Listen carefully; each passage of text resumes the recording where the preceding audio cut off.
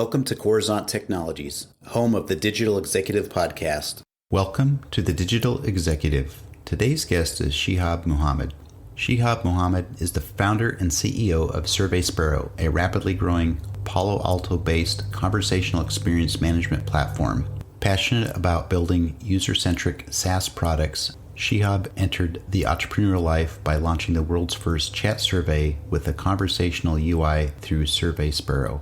Being an engineer turned entrepreneur, his explicit experience while working at his former companies such as Freshworks and Zoho has gained him immense insider knowledge in building and scaling multi-million-dollar SaaS products. He has won several awards and recognitions for SurveySparrow, including Tycon's Entrepreneur of the Year 2019.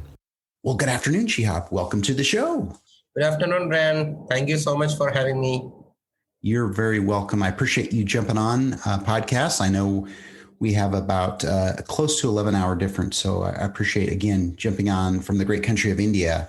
So again, Shihab, we're going to jump into the questions and talk a little bit more about your background and your company. So you've got quite the career in technology as an entrepreneur, and now you're the founder and CEO of SurveySparrow.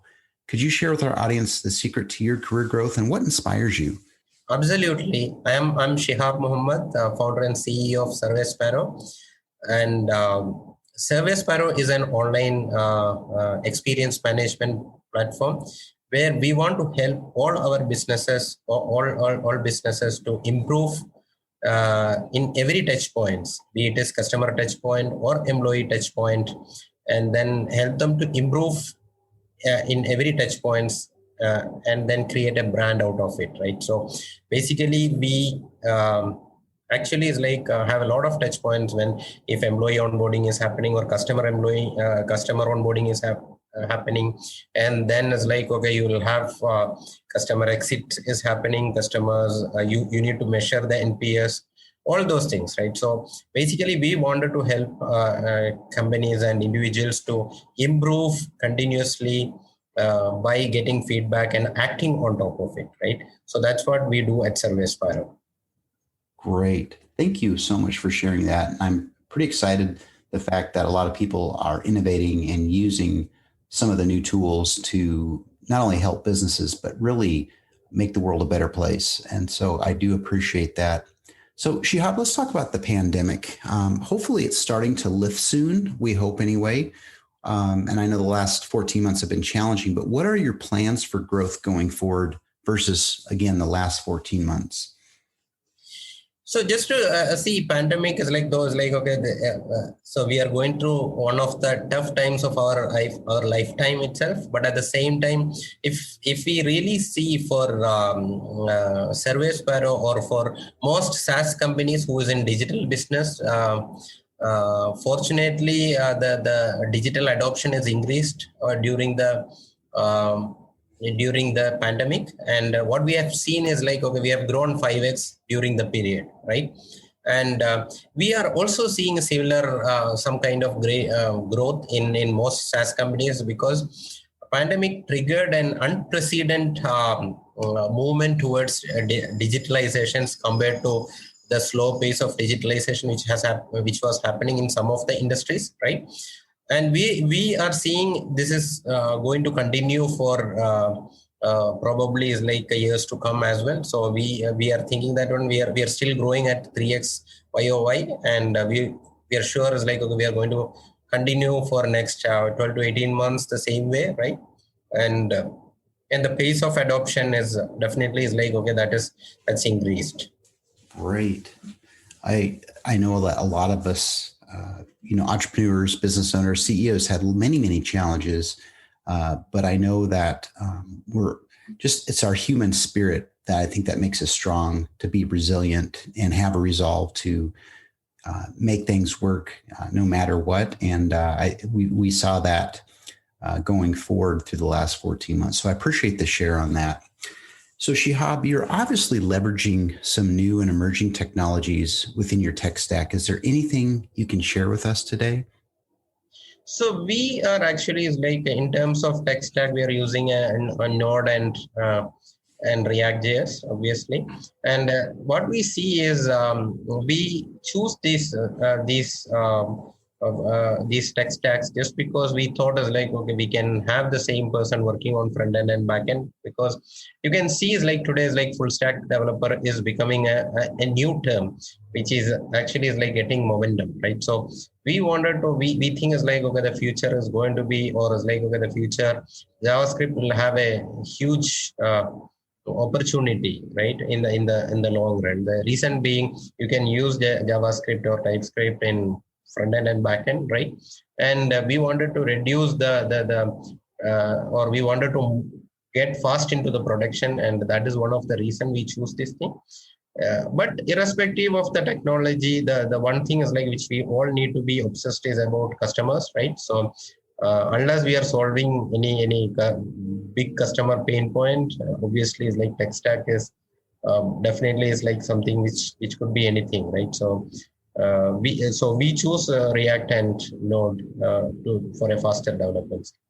That's awesome. And a lot of people have obviously are leveraging that platform today, and they're using other tools as well, like Flutter, et cetera, to really help streamline that process to provide not only a better customer experience, but a better turnaround time, be more efficient, and now obviously lower costs on your development side. So Shihab, that's amazing. I appreciate you sharing that.